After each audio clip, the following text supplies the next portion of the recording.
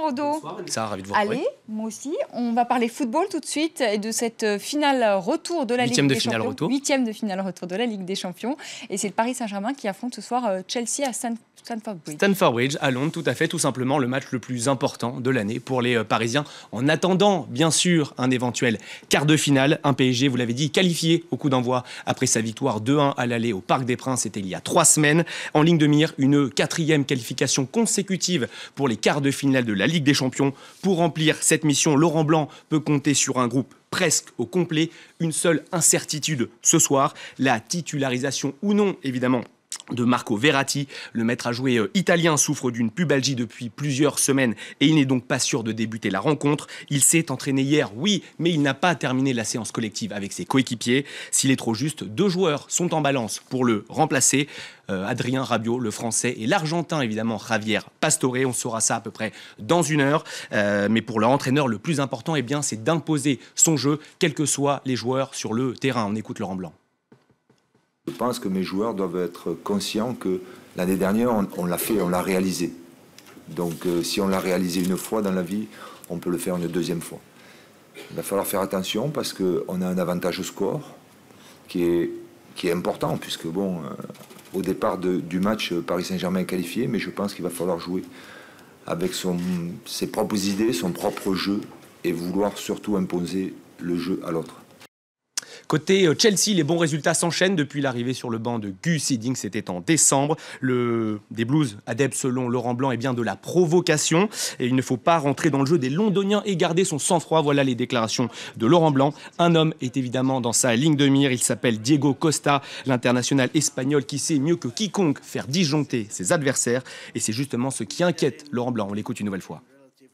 C'est un avant-centre qui marque des buts, c'est un avant-centre qui est toujours en mouvement pour l'équipe, qui travaille beaucoup aussi dans le replacement défensif pour l'équipe. Le joueur me plaît énormément. Après, on connaît l'homme. L'homme aime le contact, le duel, voire même un petit peu la provocation. Donc ça fait partie du jeu. On l'a vu l'année dernière. C'est un joueur qui a l'habitude de jouer comme ça. C'est son style de jeu. C'est pas que contre le Paris Saint-Germain qu'il joue comme ça. C'est tout le temps qu'il joue comme ça. Je dis effectivement à mes défenseurs de ne pas répondre à ça, d'être fort, d'être froid par rapport à ça, même si c'est des Brésiliens. Et on reparle bien sûr de ce Chelsea-PSG à 20h20 dans le Journal des Sports. Nous aurons un invité, Dominique Sévrac, journaliste au Parisien, qui suit à l'année le PSG. Il sera en direct de Londres. Christophe, un petit pronostic, je sais que vous êtes amateur de football.